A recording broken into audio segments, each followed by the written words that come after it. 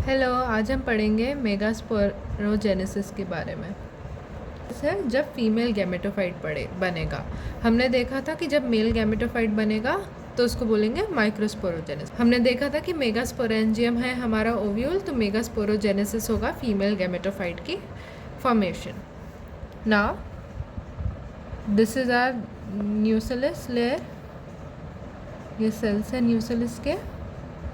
अब जो ये हमारा बीच का है, ये है हमारा मेगास्पोर मदर सेल। इसका होता है मियोसिस। मियोसिस में हमारे पास बनेंगे 4 cells. Now this is a megaspore tetrad. इसमें से 3 सेल्स डीजेनरेट हो जाते हैं, तो एक ही सेल बचा बीच में। अब मैं सिर्फ बीच का बना रही हूँ। ये एक सेल होता है हमारा फंक्शनल मेगास्पोर, जिसको हम बोलते हैं female gametophyte. Now this functional megaspore goes under mitotic division. अब माइटोटिक डिवीजन में क्या होगा, सबसे पहले ये जो न्यूक्लियस है वो डिवाइड होगा, तो 2 न्यूक्लियस 2 पोलर एंड में चले जाते हैं। एक हमारा हो गया चलाजल एंड, दूसरा हमारा हो गया माइक्रोपाइलर एंड। ये चलाजल एंड फिर अब वापस से माइटोटिक डिवीजन होगा, तो ये 2 बनेंगे।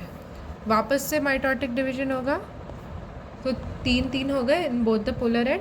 अब एक और बार होता है। तो ये जो माइटोटिक डिवीजन हो रहे हैं, this is not followed by a formation of cell wall और सेल मेम्ब्रेन। तो ये सिर्फ फ्री न्यूक्लियस डिवीजन हो रहा है। अब क्या होता है, अब होगा हमारा सेल वॉल फॉर्मेशन।